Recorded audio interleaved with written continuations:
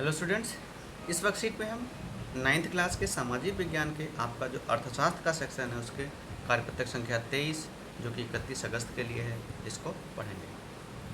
आपका उप विषय है पालमपुर गांव की कहानी। इसमें हम एक काल्पनिक गांव है पालमपुर, उसके बारे में पढ़ेंगे कि पालमपुर कहाँ पर है और शहर से कितनी दूर है, यहाँ के लोगों का व्यवसाय क्या है, यहाँ के आधारिक संरचना क्या है और सामाजिक संरचना कैसी है। तो चलिए शुरू करते हैं। शुरू करने से पहले आप अपना नाम और अपने कक्षा अध्यापक का नाम ज़रूर लिखिए, और अगर आप हमारे चैनल पर पहली बार आए हैं चैनल को सब्सक्राइब कर लीजिए, बेल आइकन दबा लीजिए, और वीडियो अगर आपको पसंद आए तो उसे ज़्यादा से ज़्यादा शेयर करिए। तो चलिए पढ़ते हैं कि पालमपुर गांव एक काल्पनिक गांव है और वहां चलने वाली सभी आर्थिक गतिविधियों का वर्णन है जो लगभग भारत के हर गांव में चलती है। यह आस पड़ोस के गांव और कस्बों में से भली भांति जुड़ा है। यह एक बड़ा गांव है। बड़ा गांव रायगंज पालमपुर से 3 किलोमीटर की दूरी पर। तब देखिए ये बता रहा है कि कैसे, जैसे हमारे भारत के लगभग हर गांव में पता है सड़क चली गई है, वहाँ पे प्राथमिक विद्यालय है, मेडिकल स्टोर भी लगभग बहुत सारे गांव में पहुँच गए हैं, प्राथमिक स्वास्थ्य केंद्र भी आसपास है।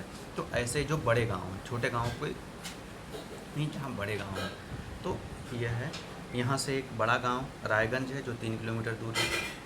प्रत्येक मौसम के लिए रायगंज और उससे निकटतम छोटे कस्बे शाहपुर से जोड़ती है एक यहाँ पे, यानी जो सड़क है वह रायगंज और शाहपुर जो छोटा कस्बा है उसको हर मौसम में जोड़ती है, यानी वो वर्षा गर्मी सर्दी हर मौसम में चलने वाली पक्की सड़क है। यह सड़क पर गुड़ और अन्य वस्तुओं से लदी हुई बैलगाड़ियाँ, भैंसा बग्गी से लेकर अन्य कई तरह के वाहन जैसे मोटरसाइकिल, जीप, ट्रैक्टर और ट्रक देखे जा सकते हैं। यानी सड़क पक्की है और राजमार्ग टाइप का है, क्योंकि उस पर ट्रैक्टर भी जा रहे हैं, ट्रक भी जा रहे हैं, जीप भी जा रहे हैं, तो अपन मान लगा सकते हैं कि चलता फिरता सड़क है और उस पर परिवहन है। इस गांव के विभिन्न जातियों के 450 परिवार। अब देखिए 450 परिवार का मतलब आप समझ लीजिए उस गांव की आबादी कितनी होगी। अगर एक परिवार में 5 लोग जान लें, मान लीजिए कि समझ लीजिए कि 2300 से आसपास चली जाएगी। गांव में अधिकांश भूमि के स्वामी उच्च जाति के 80 परिवार हैं, यानी उच्च जाति के 80 केवल परिवार हैं 450 में से, और अधिकांश भूमि के वही स्वामी हैं। तो आपको पता है भारतीय गांव में जो उच्च जाति के लोग होते थे उनके पास ज़्यादा ज़मीनें हुआ करती थी, तो उनके पास हैं। उनके मकान जिनमें से कुछ बहुत बड़े हैं, ईंट और सीमेंट के बने हैं, क्योंकि जो बड़ी जातियों के होते हैं उनके पास संपत्ति होती है तो अपने घर मकान पक्के बना लेते हैं और बड़े बड़े बनाते हैं। आपको पता है गाँव में जगह बहुत होती है तो लोग मकान बहुत बड़े बड़े और काफ़ी ज़्यादा एरिया में बनाते हैं। वहीं जो अनुसूचित जाति के लोगों की संख्या है, गांव की कुल जनसंख्या का 1/3 है। 1/3 मान लीजिए, तो अगर आप मानेंगे तो 150 के 150 परिवार केवल अनुसूचित जाति के हैं। गांव के कोने में काफ़ी छोटे घरों में रहते हैं, यानी इनके घर छोटे छोटे हैं, क्योंकि इनके पास ज़मीन बहुत कम होगी और संपत्ति बहुत कम होगी। ये मजदूरी करते होंगे या कहीं छोटी मोटी नौकरी करते होंगे, इसलिए किसी तरीके से अपने परिवार का पालन पोषण कर रहे होंगे। जिनमें कुछ मिट्टी और फूस के बने हैं। फूस के मतलब वो जो है छप्पर इस तरह के होते हैं। अधिकांश घरों में बिजली है, यानी गांव के अधिकांश घरों में बिजली है। खेती के में सभी नलकूप बिजली से ही चलते हैं। आप देखिए बिजली उस गांव में इतनी अच्छी है कि वहाँ बिजली से नलकूप चलते हैं जिससे सिंचाई होती है, और इसका उपयोग विभिन्न प्रकार के छोटे कार्यों में भी किया जाता है। पालमपुर में 2 प्राथमिक विद्यालय, यानी देखिए गाँव बड़ा है तो 2 प्राथमिक विद्यालय हैं और एक हाई स्कूल भी है।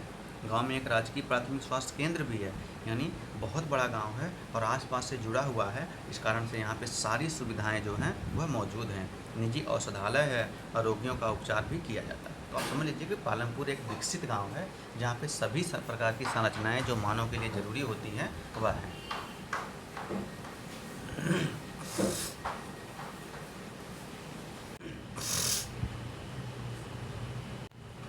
अगला है कि पालमपुर गांव एक अच्छी बुनियादी व्यवस्था वाला गांव है। अपने शब्दों में स्पष्ट करना है, तो आप लिखेंगे कि पालमपुर गांव एक अच्छी बुनियादी वाला व्यवस्था वाला गांव है, क्योंकि यहाँ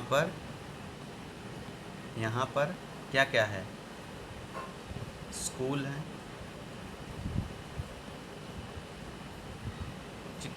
चिकित्सालय है, स्वास्थ्य केंद्र है, स्वास्थ्य केंद्र आप लिख लेंगे हैं, बिजली है, सड़क है, नलकूप आदि की सुविधा है। इसलिए यह आधुनिक व्यवस्था वाला, अच्छी बुनियादी व्यवस्था वाला गांव है। तो इसे आप लिखेंगे। अगला है, पालमपुर की तरह क्या आपके गांव में भी कृषि मुख्य आर्थिक क्रिया है, ऐसा क्यों? आप कुछ उदाहरण बताइए। तो आप लिखेंगे कि पालमपुर की तरह ही हमारे गांव में भी कृषि मुख्य आर्थिक क्रिया है, क्योंकि यहाँ के ज़्यादातर लोग कृषि और उससे संबंधित व्यवसाय करते हैं। कृषि एवं उससे संबंधित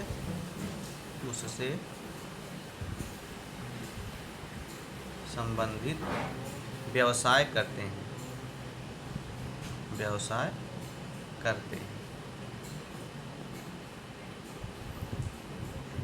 तो आप लिख देंगे आपके यहाँ क्या खेती, जैसे धान की होती है, गेहूं की होती है, मटर होती है, गन्ना की खेती होती है, आलू की खेती होती है। इसके अलावा इससे संबंधित व्यवसाय है, जैसे मान लीजिए कि आटा पीसने की चक्की है, गुड़ की खेती होती है, गुड़ बेचा जाता है, समझे कि नहीं। आपके आसपास हो सकता है कि कोई छोटी मोटी ऐसी फैक्ट्री हो जो किसी के उत्पादों को बेचती हो बना के आगे। तो इस तरह की चीज़ें आप लिख सकते हैं। पालमपुर गांव की विशेषता अपने शब्दों में लिखिए। तो पालमपुर में जो भी विशेषताएं हैं, यह एक लिखेंगे बड़ा गांव है, आधारभूत संरचना युक्त है, यह सड़क से जुड़ा हुआ है, यहाँ पे विद्यालय चिकित्सालय मौजूद हैं, और यहाँ पे खेती के लिए जो नलकूप हैं और जो भी बाज़ार भी है, शहर से जोड़ती है, वहाँ से ज़रूरी सामान भी आ सकते हैं। इस प्रकार से यह एक विकसित गांव है, सभी प्रकार की सुविधाओं से संपन्न गांव है। यह आपको लिखना है और लिख के अपने कक्षा अध्यापक को आप भेज दीजिए। Thank you.